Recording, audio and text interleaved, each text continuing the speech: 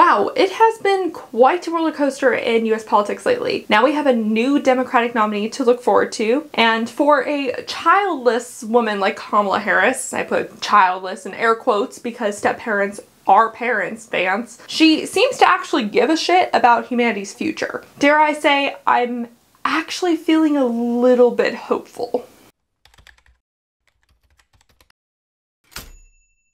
Hey y'all, it's Becky here from the Beckisphere, where we talk about the climate crisis and clean energy transition. If those sound like important and interesting topics to you, hit that subscribe button and ring the bell so you don't miss every time I post. So recently, President Joe Biden dropped out of the presidential race and endorsed Vice President Kamala Harris to be the new Democratic candidate. Since then, everyone from the potential candidates to Barack Obama has backed her, so it seems settled that she will be the official candidate for the Democrat Party. So obviously, we need to look at what this could mean for the US's climate action trajectory if she wins. Because we know that if Donald Trump wins, he plans to do everything he can to open up fossil fuel production, slash environmental regulations, and silence scientists. I'll go more into depth on what Project 2025 says in a future video, though I do talk about it to some extent in a previous video that I'll put up in the cards. Because the US is the largest historical emitter and the largest exporter of methane gas in the world, what the US does this decade will heavily determine how hot the planet will get, aka how likely humanity will survive into the future. You know, the planet will adjust, but humanity might not. We've never experienced temperatures that we are already experiencing right now. So on that heavy note, let's dive into the US's new best case scenario, a Kamala Harris presidency. What does Harris think should be done to reduce emissions and prepare for a warmer world? In order to determine that, I'm going to dive into her track record, starting with when she was a San Francisco district attorney, all the way to her positions as a presidential candidate today. Before we get started, I just want to note that all the things we're talking about today have to do with her history, but technically the Harris candidacy has not released a formal climate plan yet, and they stated that they probably will not be able to release one in time before the Democratic convention because of how quick of a turnaround the Biden to Harris presidential candidacy has been. And so that's important to keep in mind because some certain things in her history that she used to support might not be the case anymore, such as an overall ban on fracking, which her people said on Sunday that she would not support, which is unfortunate, but not the most surprising because of how much controversy that would probably put her in. So something to keep in mind. Let's get into it. When Harris was San Francisco's district attorney in 2005, she created the nation's first environmental justice unit, made up of 2 staff attorneys and a dedicated investigator. The goal was to look into environmental crimes that disproportionately impact lower income and people of color. While the idea was very much innovative, the unit itself failed to make many waves in its history, only going after small entities instead of larger polluters like the Navy. Okay, so not the best start, but nevertheless, Harris continued to focus on her environmental justice interests as she became California's Attorney General. In 2011, she reached a settlement with the ports of Los Angeles and Long Beach to reduce diesel pollution and increase public awareness of that issue. That same year, Harris also reached a $44 million settlement with the owners and operators of a cargo ship that crashed into the San Francisco Bay Bridge in 2007, spilling 53,000 gallons of oil into the local environment, killing wildlife. This was one of 2 oil spill cases Harris would be involved in during her time as the state attorney general. In 2016, Harris helped bring criminal charge counts against an oil pipeline company called Plains All-American Pipeline for releasing 140,000 gallons of heavy crude oil into the Santa Barbara harbor a year prior, polluting the ocean, beaches, and nearby land and killing local wildlife. The local, state, and federal government spent millions of dollars to clean up the spill, and Plains had put an additional $150 million towards that effort. Well, initially the company was charged with 46 counts. They were only found guilty on 9 counts as planes successfully drew out this trial for a few years. This resulted in the $17 billion company paying $3.35 million. You know, a slap on the wrist. But I'm not exactly blaming Harris for that because it's kind of whatever's in the books for penalties. And fossil fuel companies are really good at getting around charges, which we will continue to see throughout this history. There are also many examples of Harris sending her office after fossil fuel companies. She reached a $24.5 million settlement with Chevron in 2011, a $11.5 million settlement with ConocoPhillips in 2016, and another $14 million settlement with BP in 2016, all for improper underground fuel tank storage and inspection practices. So, not exactly like because they're causing climate change or anything, but because they're just not following the law. Overall, 2016 was a big year for Harris. Harris went after both of California's largest private utility companies that year. Her office slapped PG&E on the wrist for violating the 1968 Natural Gas Safety Protection Act, resulting in a deadly explosion in San Bruno in 2010. Additionally, her office also accused PG&E of knowingly misleading the National Transportation Safety Board when it investigated that explosion. Harris also sued SoCalGas on behalf of the California Air Resource Board for a massive methane leak at the Aliso Canyon natural gas facility. The leak, which took the company 111 days to close up, caused a public health and environmental emergency. Local community members became sick and had to relocate. In addition to contributing to global warming, methane leakage increases particulate pollution that can cause cancer, respiratory issues, preterm birth, and diabetes. Not a great neighbor. In the end, SoCalGas paid a $4 million fine, which again is I think less than they make in 12 hours. Thankfully, for some reason, car manufacturers can't get away with having such loose fines. Harris reached a $100.7 million settlement with Volkswagen that same year after they were caught putting defeat devices into their cars to cheat emissions inspections. This was the most money California has ever recovered from an automaker ever. Probably the most impactful legal action Harris took as California's DA was when she sued the Obama administration in 2016 to halt offshore fracking permits in the Santa Barbara Channel. In her suit, she argued that the federal government didn't properly fulfill the National Environmental Policy Act when it determined permits would have no significant impact on the local environment or global climate. This move bolstered arguments by environmental groups that successfully won a decision by a federal judge to halt any new offshore fracking projects on the Pacific coast. A decision that actually stands to this day, despite the American Petroleum Institute and Exxon trying to get it thrown out by the federal Supreme Court.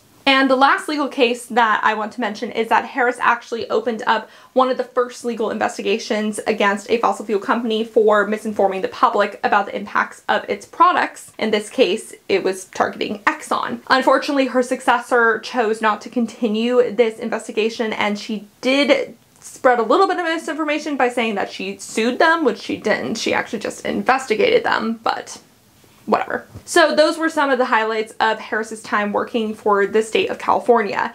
While almost all of these cases resulted in very minor punishments for fossil fuel companies and utility companies, they do demonstrate how much of a thorn in Big Oil's side Harris tries to be. Talking and reading is hard today. Now let's look at her term as a senator during the Trump presidency. In 2019, Harris was one of 8 senators to sponsor the Climate Risk Disclosure Act, which would require companies to disclose how much climate change risks their assets and how their assets contribute to climate change. This information would have been overseen by the Securities and Exchange Commission, or SEC. It is very necessary legislation, in my opinion, to help consumers and investors avoid being blindsided by insecure assets or not knowing how their money impacts the environment. Unfortunately, it didn't go anywhere because Congress is the way it is. Senator Elizabeth Warren, who has spearheaded this movement, did reintroduce the bill in 2021, but it also didn't really get anywhere at that point either. President Biden has threatened to get the SEC to require this information from companies, but it hasn't really happened yet, and it probably would be sued by the Supreme Court if it did. Harris also co-sponsored the Green New Deal, a non-binding, did you hear that, Republicans? It was non-binding, and it's a resolution, it's a framework Anyways, basically the Green New Deal recognized that tackling climate change effectively requires us to adjust our current way of doing things in the United States. That same year, Harris joined forces with Senator Alexandria Ocasio-Cortez to introduce the Climate Equity Act, which wanted to create an Office of Climate Justice and Accountability in the White House, establish an equity scoring metric for future environmental regulations and legislations introduced by Congress, require each agency to appoint a director of environmental justice, and to redirect capital investments towards marginalized communities. While this bill also didn't go anywhere, some of its initiatives did get reflected during the Biden presidency's environmental justice initiatives that we've seen be enacted over this last couple years. Harris was actually one of the more ambitious climate candidates back in 2019. She actually introduced a $10 trillion plan to get the US to 100% clean energy by 2030 and 100% clean transportation by 2035 to get the US to drop emissions to net zero by 2045, which is more ambitious than Biden's current plan, which is wild. To enact Green New Deal legislation, she actually wanted to end the filibuster. Biden hasn't shown any interest in abolishing the filibuster, so that's actually an area where he and Harris don't see eye to eye. Harris also supported taxing polluting corporations for carbon emissions, aka a carbon tax. She also wanted to end federal subsidies for fossil fuel companies. And unlike other candidates, she did not view fracking as a transition fuel in the clean energy transition and vowed to block several fossil fuel projects, ban fracking on public lands, and beef up the EPA and DOJ. Much of these goals were named during the 7-hour CNN climate town hall in 2019, where she was one of 10 candidates to talk about their climate plans. Do you guys remember that? That was like wild. Very cool back then. I was like completely fangirling over that being a concept that existed.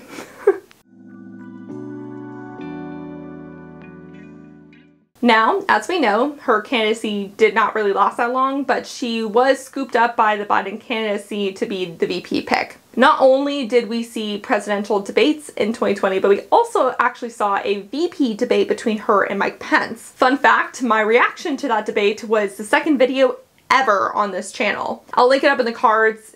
I was not giving fracking's impact on emissions enough credit at that point, but otherwise it's a pretty good video. I'll give myself a slight pat on the back for that one. By that point, Harris merged her talking points with the Biden candidacy, vowing not to ban fracking, but to push for clean energy anyway. The Biden-Harris administration has undeniably done the most for climate action in US history through the Inflation Reduction Act, which Harris casted the tie-breaking vote for, the bipartisan infrastructure bill, the CHIPS Act, and a plethora of executive orders, some of which I will have scrolling on the screen right now because there is way too many to mention. I forgot to mention that also while she was VP, Harris headed the $20 billion in federal Green Bank grants, which went to 8 community development banks and nonprofit organizations to basically use for different projects to combat climate change, specifically in disadvantaged communities. And she also spearheaded an effort to electrify the school bus system. In America today, 25 million children a day go to school on the yellow school bus. And today, 95% of our school buses are fueled with diesel fuel, which contributes to very serious conditions that are about health and about the ability to learn. So when I think about what the experience should be for our children of going to school on the school bus, I think about the fact that it should be about maximizing that experience for them, understanding that this bus symbolizes so much about our collective investment in our future. Now, yes, Biden has gone back on promises such as ending drilling on public lands, and in general, he has not been tough enough on fossil fuel companies, as climate advocates would have liked to see. We did not build back better from the pandemic by using clean energy like we frankly should have, and are now the largest exporter of methane gas in the world. But the last 4 years are a good jumping off point for Harris to build off of if she wins the presidency in less than 100 days. Harris already has a right-hand man for climate change too. Ike Irby is a 37-year-old Coloradan marine scientist who shares her love for electric school buses. He was her climate advisor from 2021 until recently, and now he's one of her campaign advisors. Also, he has a really cute dog named Newton. He's adorable. So based on everything I've expressed about Harris's track record, it's not too surprising that climate advocates are energized about her candidacy. Several top climate scientists and environmental organizations have backed her run, including League of Conservative Voters Action Fund, the Natural Resources Defense Council Action Fund, the Sierra Club, Clean Energy for America Action, and now groups like Friends of the Earth, the Center for Biological Diversity, Food and Water Watch, and Clean Water Action, and Climate Hawks Vote, which is a California-based PAC that aims to elect outspoken climate leaders, will also endorse her, making it the first presidential endorsement the organization has put in its 10-year history. So, pretty cool. And Dr. Ayanna Elizabeth Johnson, Dr. Catherine Wilkinson, and Dr. Leah Stokes from All We Can Save, which is a book that I read when I was doing book club stuff. You can check that out in the cards or in my playlists. Wilkinson and Stokes are also the co-hosts of A Matter of Degrees podcast, which Kamala Harris was interviewed on ahead of the 2022 midterm elections. I'll link that interview below. Climate and clean energy advocates already met virtually last week and raised more than $100,000 for the Harris campaign. It's been cool watching the momentum continue to grow. Harris seems like she would be easily the most progressive president on climate change at a time when we frankly desperately need it. So what do you think of Kamala Harris's track record?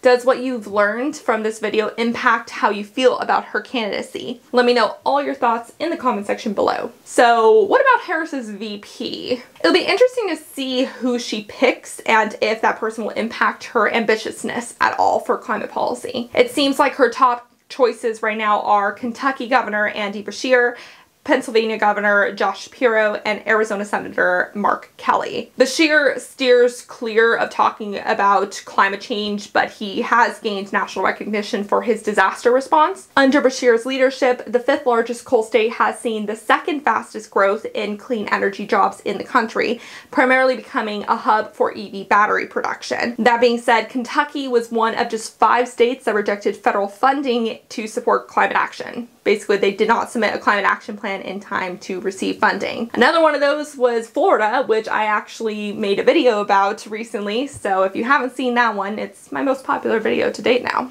Thanks, guys. Who knew all I had to do was piss on DeSantis?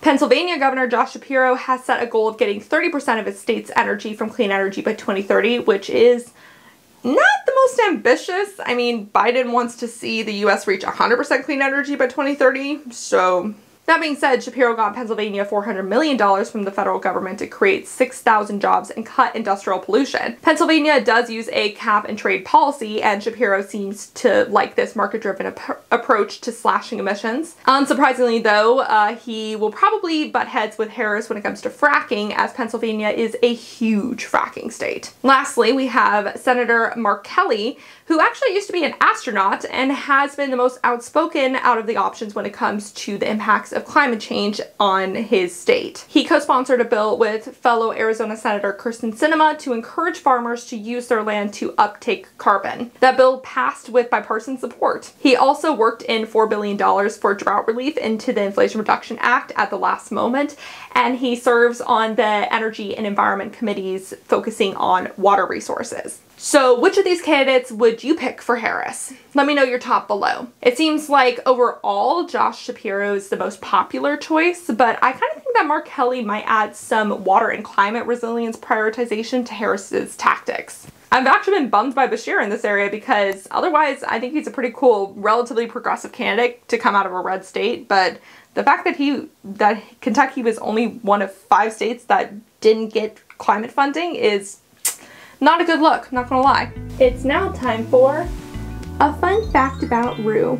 Rue is not the best at playing by himself. I spoiled him too much as a child, and so he always thinks he needs to be entertained. But the one toy that he will always play by himself with is Q-tips. He loves Q-tips. Q-tips are the best thing ever. I don't know what's about them, but they just make him all frisky and happy to play with.